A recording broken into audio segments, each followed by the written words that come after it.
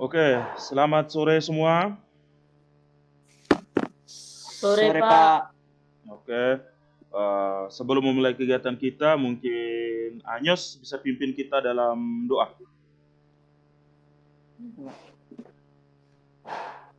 Marilah kita berdoa atas nama Bapa, Putra, Roh Kudus. Amin. Salam Maria. Salam Maria, penuh rahmat Tuhan sertamu. Terpujilah engkau di antara wanita, dan terpujilah buatmu Yesus. Santa Maria, doakanlah kami Sekarang dan waktu mati. Amin. Atas nama Bapa, Putra. Amin. Amin. Oke, untuk menciptakan rasa nasionalisme kita, di sini saya mohon kita sama-sama menyanyikan lagu Satu Nusa Satu Bangsa ya. Nildan bisa pimpin kita untuk lagunya. Satu nusa, satu nusa,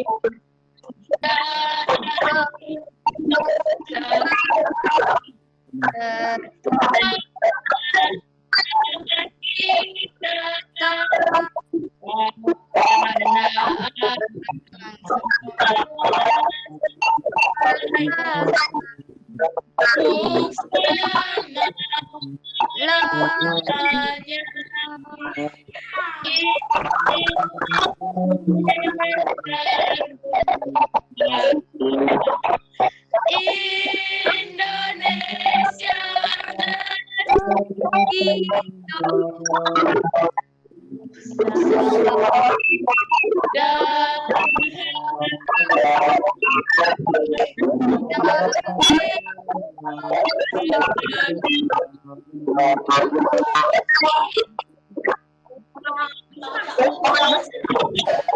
Oke, terima kasih.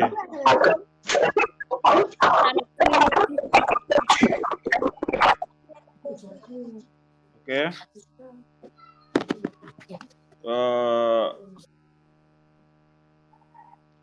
Sebelumnya materi kita pada minggu lalu tentang permainan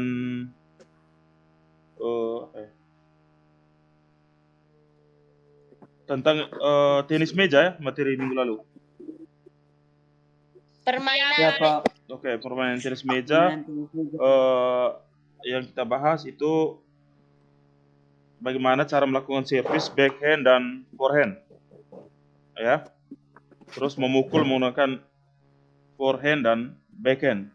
Mungkin untuk materi minggu lalu ada yang mengerti, ada yang masih belum paham mengenai materi tenis meja. Ada yang belum paham? Sudah mengerti, Pak. Oke, Semua, Pak.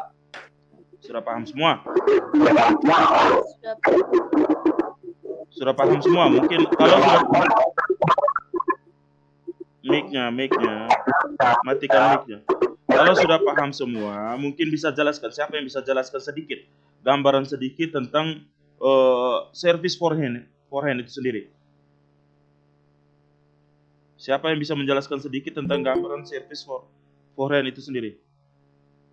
Nildan, mungkin bisa jelaskan? Saya, Pak. Anyos, Pak. Ya, Anyos. Ya, coba Anyos. Servis forehand adalah servis yang dilakukan dengan bagian depan back. Teknik ini biasanya dilakukan dengan posisi sebelah kanan badan bagi seorang pemain yang memegang bat dengan tangan kanan atau sebelah kiri badan bagi seorang pemain kidal. Oke, mantap. Berarti masih ingat ya. Nah, kita lanjut untuk materi kita hari ini. Di sini kita akan belajar banyak, akan berbicara tentang atletik ya. Tentang atletik. Saya, Pak. Ya, baca. Siapa yang mau mencoba? Ketin, Pak. Ketin. Oke, Ketin, ayo. Coba. Ketin, Pak. Ya, lanjutkan Ketin, ayo. Berdiri tegak, kedua kaki rapat, lengan lurus di samping badan, dan pandangan lurus ke depan. Oke, siap. Mantap. Nah, baik ya. Sekarang Pak Guru akan jelaskan sedikit tentang apa itu lari jarak pendek ini sebenarnya ya. Nah, bisa lihat ini? Sudah bisa lihat? Bisa lihat? Bisa, Pak. Bisa, Pak.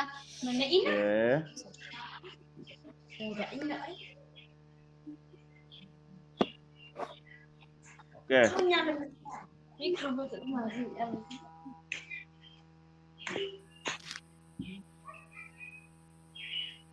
Oke, pengertian lari jarak pendek ya. Pengertian, manfaat, teknik dasar, dan peraturan. Nah, berbicara tentang lari jarak pendek, salah satu unsur dari pendidikan jasmani dan kesehatan yang perlu dipelajari. Pengertian, teknik, dan manfaat, dan peraturan dasarnya.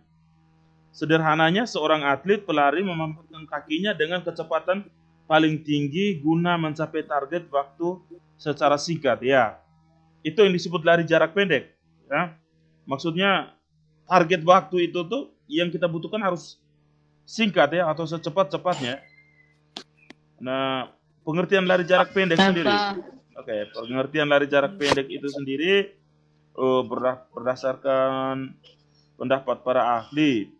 Itu di sini coba kita lihat dari Muhammad Yunus menerangkan seorang pelari akan melakukan frekuensi langkah yang dipercepat sehingga pada suatu waktu kecenderungan badan melayang pada saat ia berlari. Artinya ketika kedua kaki melayang setidaknya ada satu kaki yang menopang atau tahan ya.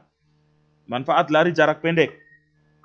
Nah, lari jarak pendek sendiri ini sebenarnya tidak hanya untuk manusia. Maksud manfaat lari itu berbicara tentang lari itu sebenarnya tidak hanya untuk manusia, bahkan hewan pun memanfaatkan lari sebagai cara tercepat bergerak menggunakan kaki.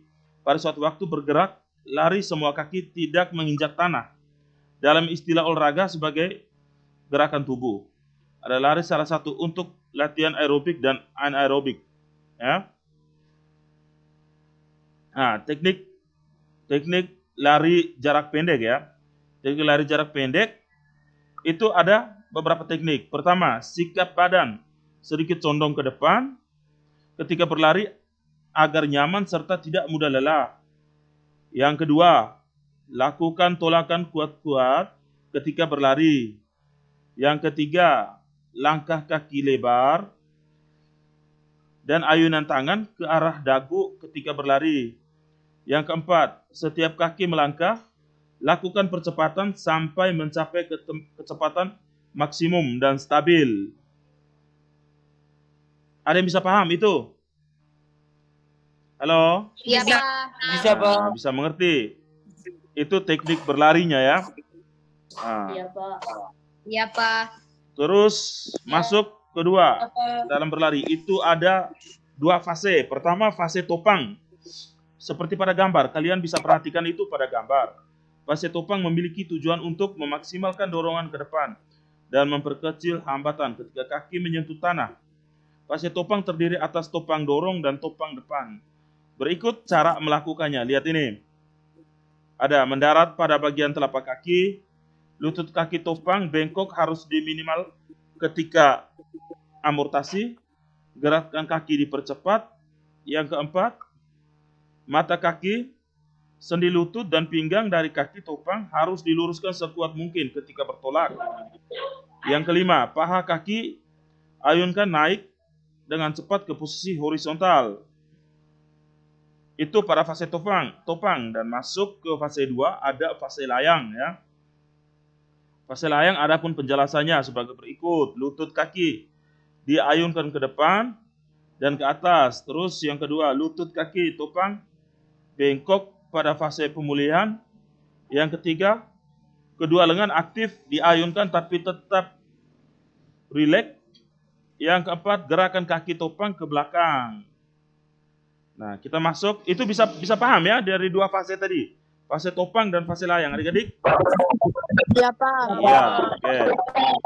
Kita masuk pada bagian ketiga. Di sini kita berbicara tentang teknik melewati garis finish ya. Nah, teknik melewati garis finish. Sekarang kita bisa lihat pada gambar. Pada gambar pertama dengan arahannya di bawah itu. Bagian dada dijatuhkan ke depan. Ya. Sendiri supaya bisa mencapai hasil yang terbaik. Oke, untuk tugas adik-adik. Untuk tugas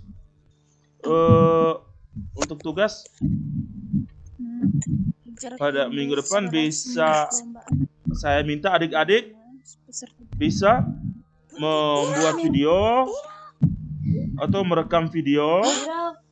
Halo. Halo. Ya, Pak. Nah, tolong dengar. Untuk tugasnya adik-adik bisa merekam video. Bagaimana adik-adik melakukan lari jarak pendek, lari 60 meter misalnya.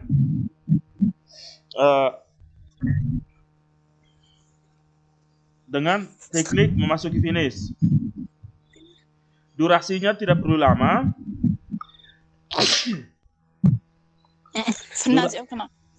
Durasinya cukup 2 menit juga tidak apa-apa, 1 menit tidak apa-apa. Yang penting kalian bisa mendemonstrasikan teknik berlari jarak pendek, ya. Buat video, lalu nanti dikirimkan via WhatsApp. Jadi karena videonya durasinya tidak terlalu lama, jadi tidak terlalu mempengaruhi tentang memori.